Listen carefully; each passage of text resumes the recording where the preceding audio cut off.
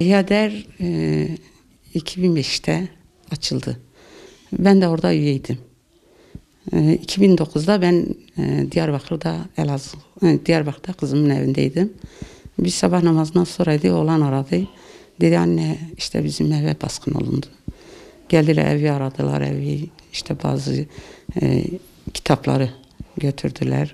Ben evde yoktum. Bir hafta kaldım, bir haftadan sonra geldim eve. Geldim, o arada bir ay geçti. Bir ay, aşağı yukarı bir ay oldu.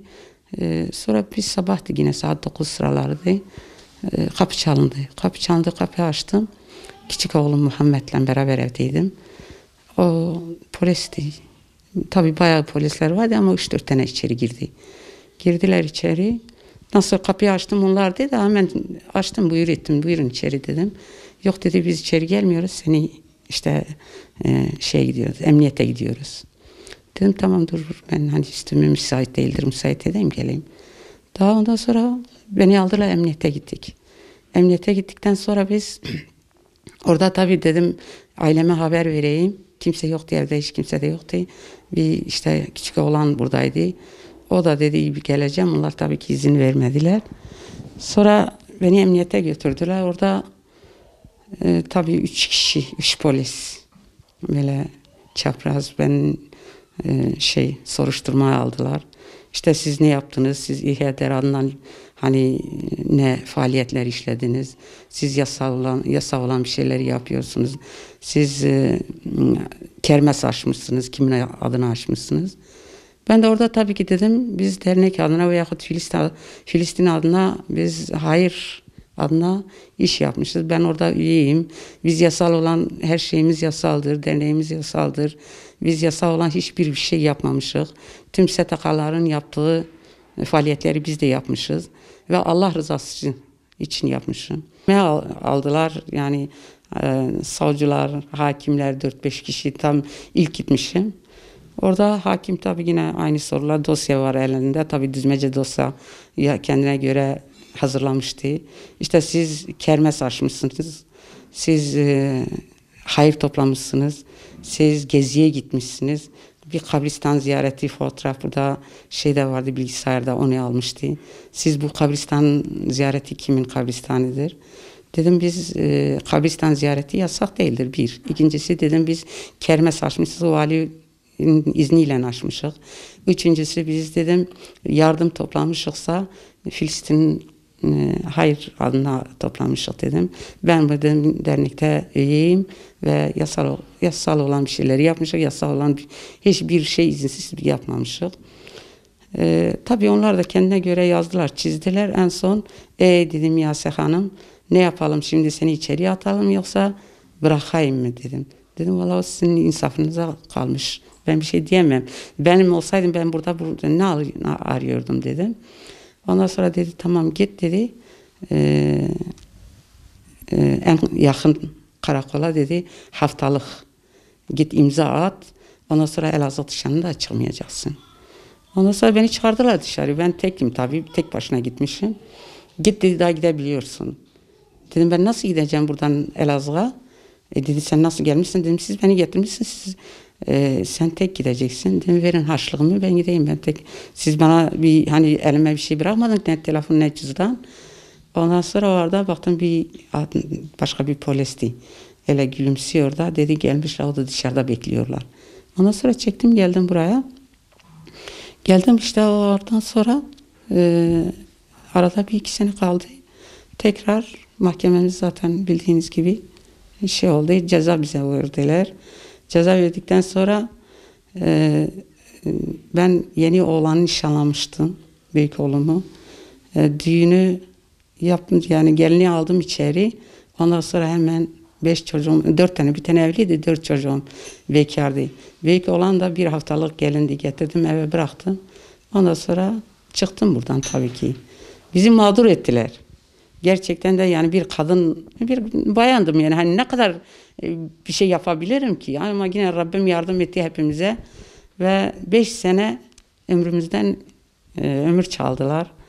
Ondan sonra yine kaybetmedim ben. Allah'ın izniyle kaybetmemişim. Rabbim inşallah ki kaybedenler kendilerdir. Ama tabii bizi mağdur ettiler. Çocuklarım mağdur oldu. Bu arada 5 tane, 4 tane çocuk, 3 tane daha doğrusu. Küçük oğlan tabii ki burada hani ev gittikten sonra, ev dağıldıktan sonra doğrusu o da gitti. Gitti bacı ablalarının yanında kaldı. Diyarbakır'a gittiler. Gitti kendisi. Diğer oğlan çocuklar da ondan sonra ben yokken 2 oğlan, bir kız bir oğlan onlar da evlendiler. Sonra bize bu tekrar kapı açıldıktan sonra buraya geldik işte. Sefer toplu olarak biz katıldık. Ama bir sefer ben tek katıldım. Gerçekten hakaret ettiler bana. Hem de büyük bir hakaret. Yani ben şu ana kadar hiç söylememişim.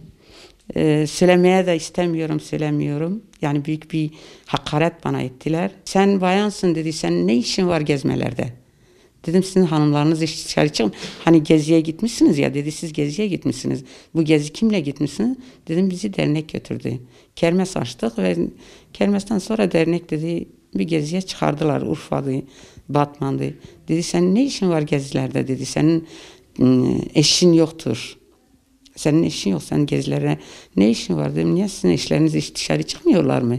Yani benim eşim yoksa ben dışarı çıkmaz mıyım? Dedi, orada daha bir şey söyledi, ben onu söylemiyorum.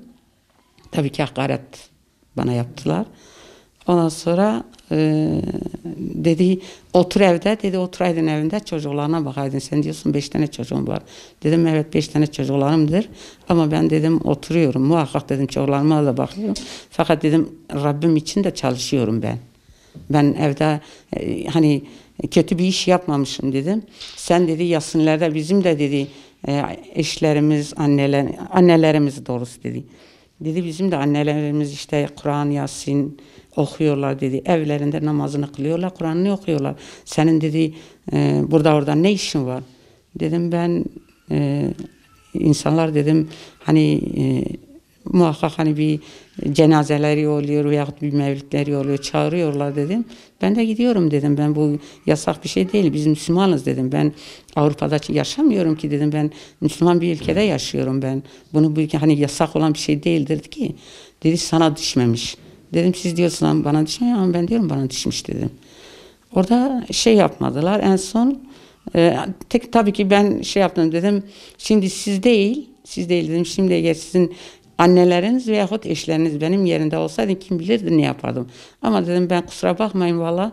Dedim Rabbimden başka ben kimseden korkmuyorum. Ben yaptığımdan da pişman değilim. Ve dedim 10 seferde ben buraya gelsem benim işlerim dedim aynı devam ediyor. Orada hani bu cevabı verdikten sonra daha bir şey demediler. Yani dile kolay geliyor.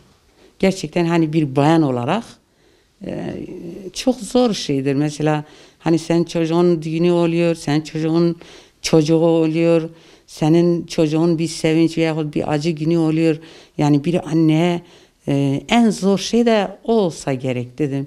Yani ben mesela düğünlerde hani her annenin istediği ki çocuğun mesela ne bileyim düğün masrafıdır, düğün taşkarasıdır, düğün de bulunmaktır. Ama ben bulunmadım. O benim için çok çok ağır bir şeydi. Ya kolay bir şey değildi. Ben mesela her şeyimi başkalara bıraktım. O az bir şey değildi ki. Yani ben bunu yani söylemek çok kolaydır. Fakat onu yaşamak lazım. Herkesin yaşaması lazımdır ki yani yaşayan insan artık bunu biliyor. Yoksa yani yaşamayan bunu anlamaz. Çok zorlandınız mı? Nelerde zorlandınız mesela? Yani mesela ben bu çocukların evliliğinde çok zorlandım. Bir. İkincisi çocuklarım mesela benim bir kızımın 4-5 tane çocuğu olmadı. Sonra ben gittikten sonra oldu. En sevdiğim bir şey de aynı o çocuğu kucaklamak, görmek, yanında olmak. O benim için çok büyük bir güzel bir duyguydu. Ondan mahrum kaldım. Sonra çocuğum mesela küçük çocuğum, en küçük çocuğum zaten babası rahmete gittiği zaman 15 günlük okula başlamıştı. Ondan sonra o küçük yaşta, küçüktü. Lise bitirdikten sonra o gitti, üniversiteyi Diyarbakır'da gitti. Ben isterdim ki, baba yoktur. Hani bir annenin en büyük isteği de odur ki çocukların yanında, yani okula çocukları göndersin, çocuklarına sahip çıksın, çocuklarına. Hani baba olsaydı belki bir nebze olsa biraz daha rahat olabilirdi. De hem babaydım hem anneydim. Çocuklar tabii bu arada çocukların da çok hani mağdur oldular, çok yani perişan oldular. Tamam, Allah razı olsun, sahip çıkan vardı muhakkak, sahip yani eğer ablaları olsun, abileri olsun, ne bileyim enişte damatlar olsun, sağ olsunlar. Fakat onların yaptılar ama ben bu işlerde bulunmadığım için benim için çok büyük bir zulümdü. Zulüm yaptılar bana. Yani ben orada kesinlikle, yani diyorum ya, Rabbimin katında inşallah ben kazanmışım. Fakat bu dünyada da onlar beni dünyaya dar ettiler. Ben o hakkımı da onlardan alırım. Tabii bunu yapan da Allahu Teala bu dünya ve ahirette inşallah cezalarını verir. İlk ben geldim tabii ki ailemle, hani zaten her zaman diyordu, yani bir gün bir yol açarsan, ben hiçbir zaman af zalimlerden dilemedim, dilemiyorum da. Ben Rabbimden af istiyordum. Hep duam buydu, ya Rabbi dünya ve ahirette bizi affet. Duam buydu. Rabbim de bizi affetti. Ondan sonra geldikten sonra ben orada dedim hani eğer şayet böyle bir gün Allahu Teala bize böyle bir kapı açarsa, akşam haber gelirse sabah ben giderim. Ve aynısını da yaptım gerçekten. Geldim ilk aileme, hepsini ziyaret ettim tabii. Ailelerim de tabii ki çok sevindiler. Ondan sonra çocuklarımı ve dedim, çocuklarım dedi ki biz Diyarbakır'a yerleşmişik, sen de bizim yanımıza gel. Gel orada duralım. Dedim 5 senedir zaten ömrümüzün artık çoğu gitmiş, az kalmış. Bundan sonra da kendi memleketimde gelirim burada. Evim zaten ev benimdir. Kiraya vermiştik. Getirdim evimi, işte biraz onardım, işte boya badanesini yaptık. Geldim, dedim bundan sonra 5 senedir biz uzaktayız. Ben sizden ayrıyım, siz benden ayrısınız. Gelirim, evimi tekrar yaparım. Babanız yoksa anneniz vardır. Gelin, en azından bir bayram olursa beraber yaşarız. Onları Allah'a havale etmiştim.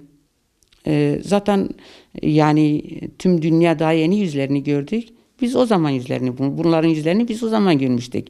Biz diyorum ya 89'da yok 2000'de biz Elazığ'a geldikten sonra 8 ay burada kaldık. 8 aydan sonra yine zalimler bir gece saat 12'di bizim evimize baskın etti. İşte çocukların babasını götürdükten sonra benim oğlum vardı, küçük, lise son sınıf, büyük oğlan lise son sınıftı. Nisan ayıydı. Orada Haziran'da da aynı okul tatil oluyor değil mi? Ondan sonra o da aranıyordu. Baba gittikten sonra 3. gece bu sefer o küçük büyük oğlan işte. O zaman lise sondu işte. Aranmaya geldim. Bir ay boyu gece saat 1'den sonra muhakkak kapı çalınıyordu. Geliyordu işte, evi arıyordu. Bazen içeri geliyordu, bazen gelmiyorlardı. İşte o oğlanı arıyordu. Oğlan nerede? Biz oğlanı götürüyoruz. Oğlanın mahkemesi vardı, oğlanın şeyi vardı, soruşturması vardı. İşte bir ay boyu diyorum ya, benim çocuklarım işte o 18 yaşındaydı. Ondan sonra ondan küçükleri 4 tane vardı. İnan ki yani hani baba da yoktu. Bu çocuklar da hepsi de küçüktü. Bu daha küçük oğlum 5 yaşındaydı. Hepsi de küçüklerdi. Ben öyle kapıyı açıp kapatıyordum, dedim çocuklarım görmesin, hani korkmasınlar. Ben kapıyı açıp, ben komşulardan utanıyordum. Mesela bir gece değil, bir gece muhakkak polis geliyordu. 3-4 kişi geliyordu, kapıyı çalıyordu. Yani komşulardan utanıyordum. Acaba bu kadın, hani eşi evde yoktur, bu kimdir, kapısını çalıyordum. Tabii ki ben açıkladım, komşulara da açıkladım, dedim yani vallahi işte eşimi götürmüşler. Neden, niye götürmüşler? Sağda yani yaşantıları İslam'dır diye. Bu mağduriyeti benim ailemden mesela 2 tane yeğenim, bir tane eniştem, biz 4 kişi. Hepsi bir işte 2009'da hepsi mağdur olduk. Ben hepsinin içinde Diyorum ki yani aynı mağduriyeti de onlar da yaşadılar. Diyorum Rabbim kim görmüşse sabır vermişsin, görmeyenlere de göstermesin.